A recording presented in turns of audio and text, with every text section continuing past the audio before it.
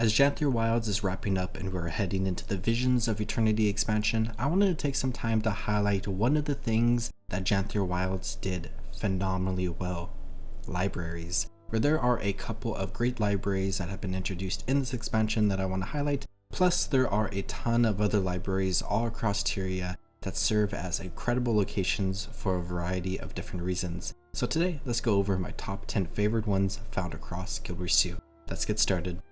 In the number 10 spot is the Vehtendi Academy. This is a location in the domain of Vabi, which a lot of players should be very familiar with because this is a pretty iconic location with a big task going on. This entire area serves as a school, or an academy if you will, for some of the students in Vabi.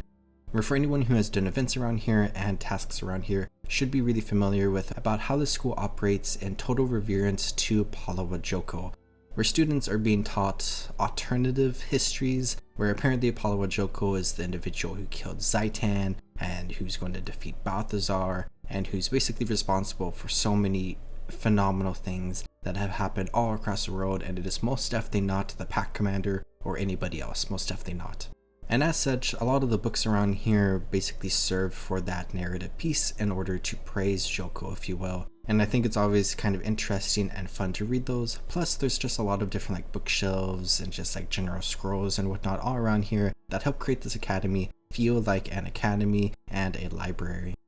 In the number 9 spot is the Astralarium, another location from the Path of Fire expansion in Living World Season 4. We can go to the Domain of Istan, where this is another iconic location that is one of the biggest things from this update.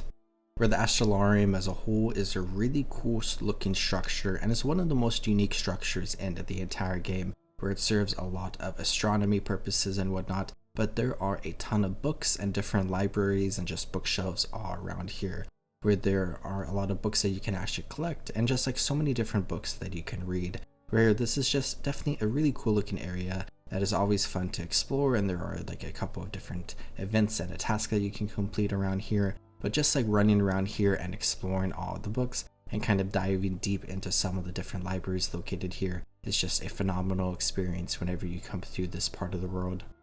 In the number 8 spot are the Kestrel Archives. This is a library located in Arborstone, which is the fun player hub from the End of Dragons expansion, where there are a ton of great things all across Arborstone, and the Kestrel Archives are one of my favorites. Where this is just a really cool looking library that the Kestrels are basically using, where there is a lot of ancient and interesting history in Cantha, and it is cool to see that some individuals within the Kestrels, plus outside of the Kestrels, are working to try to preserve some of that history and some of that knowledge, especially with some of the events that have happened throughout Cantha's history. Where it is fun to come through the Kestrel Archives and just explore this entire area with the tall bookshelves and all the different interesting books that you can read. On top of all that, there's also a side story that takes you through here where you can help out an interesting character that many players should be familiar with, and it's fun to just like complete a side story that is connected to a library that takes you to a few different areas.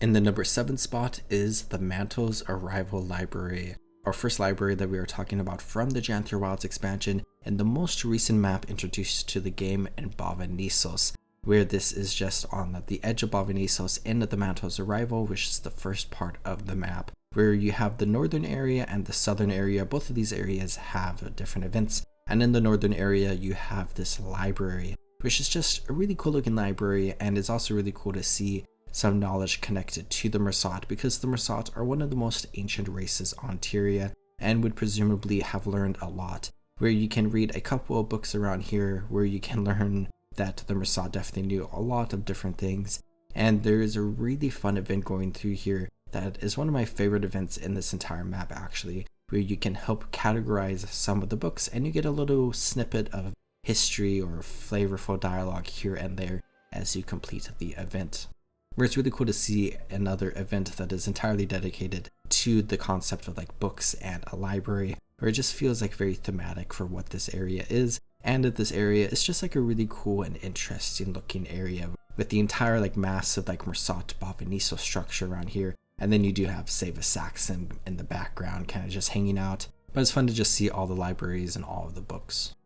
In the number 6 spot is the Durmand Hall. this is a library located in Divinity's Reach, and because of that, it just feels kind of like a classic looking library, where this does serve as the Durmand Priory's primary outpost in Divinity's Reach, as each of the 3 different orders of Tyria have an outpost in each of the racial capital cities, and this is where the Durmand Priory is in Divinity's Reach, where it's just a really fun looking library that feels really close to the aesthetics of Divinity's Reach, where you can just like walk around this entire area, pop into the library, and like presumably you would be able to like check out a book, but there are just like a ton of books around here that you, the player, can read as well to learn a lot of interesting things, especially some of like the historical background and some of the lore of the entire Guild Wars franchise that you can read in this area, which I think is great for new players to come in here to just learn some of that more basic, simple lore in order to help you understand Tyria more, understand what's going on in the world, why you're in the world, and just learn some interesting, fun things. I also give a shout out to basically the entire like central ring, and I guess to some extent the entirety of Divinity's Reach, where there are just like a ton of books all around this city. But I particularly like the book carts that you can find around this ring, where if you step outside of the Durmand Hall, you can find some of those book carts, where you can go run up to them and you can interact with them to see what books that are on display, which is always really fun, and you can find a few fun things as you do that. In the number 5 spot is the Grand Library of Amnytas, and this is just a grand library as the name suggests, where this is a beautiful location that really fits into the themes of Amnytas, and I feel like this is a location that many players who play through Amnytas probably miss because there isn't like too many important things going on here. But if you do come through here and just like explore this entire area, it is absolutely stunning, where it goes up pretty tall and you have these massive pillars and these like massive bridges connecting different parts, and there are just like so many different tables and chairs all around here, and so many bookshelves. Like this really does feel like a central area of knowledge, which makes a lot of sense since this is inside of the Bastion of Knowledge, and it just feels like a very like fitting area for the Wizard's Court and the Astral Ward inside of Amnytas, where they are a group of people who have a lot of knowledge about the world of Tyria and would collect that knowledge in order to preserve it and to also study it. And just all in all, it is a very phenomenal library. I also give a quick shout out to the Museum of Curiosities, which is also in the Bastion of Knowledge and is just north of here, which is one of my favorite areas in all of Amnytas, and it's just a really cool looking area with a ton of interesting plaques that you can read and just see a lot of fun, exciting things. In the number 4 spot is Caudecus's Reading Room. This is an area inside of Caudecus's Manor at the Shire Beetleton in Queensdale that you access during the dungeon version of Caudecus's Manor, and it is just a really cool looking area with a ton of bookshelves and just books everywhere, where presumably Caudecus Beetlestone has just bought a ton of books and just keeps buying more and more books and doesn't have like enough room for them, so he kind of just throws them on the floor, which I feel like is something that some people definitely relate to. But while I like the reading room, and while it is like specifically the library inside of Caudecus's Manor, I want to give a very quick shout out to like the rest of Caudecus's Manor, because there are just a ton of books all around here. And then very specifically, inside of Caudecus's Manor, we have the main central area, which isn't technically like classified as a library, and it is considered the Grand Salon according to the point of interest, but this is my favorite library here in all of Caudecus's Manor, if you want to call it a library, where there are a ton of bookshelves all around here, so much more than in Caudecus's Reading Room. And it is really cool to see like all the books here with like the giant chandelier and this massive fireplace and all the different decorations, where I really love all the like paintings and stuff on the walls and like the interesting design on the roof, and just all the different details around here makes this just an incredible little area. So the reading room and the rest of Caudecus's Manor, and especially this area, is in the number 4 spot. In the number 3 spot is the Veiled Library, another library from the Janther Wilds expansion from the Mistburned Barrens map, and this is just another incredible area. It feels in some ways kind of like the Grand Library of Amnytas in design, where it is just a really grand looking library and is absolutely massive, but it looks kind of like the polar opposite of the Grand Library of Amnytas, where it is all dark and kind of like destroyed and decrepit, where there are a ton of like creatures around here that are going to try to kill you, but there are just like so many books that just go super high up in the sky. And this entire area is just incredible looking. Like the rest of the Mist Barbarians, it's just a phenomenal looking map, where it just does feel like the Mersat used to be like a very powerful and grand race, but has fallen to ruin as the Mersat are now extinct. But there's also a bunch of books around here that you can read, which is fun, and it's interesting to come through here and read them because it helps provide some more background for the Mersat and also for the events in this map, which a lot of people kind of felt a little bit weird about this map, but after reading through some of the books in the library, they feel much better about this map following its release. In the number 2 spot is the Sanctum,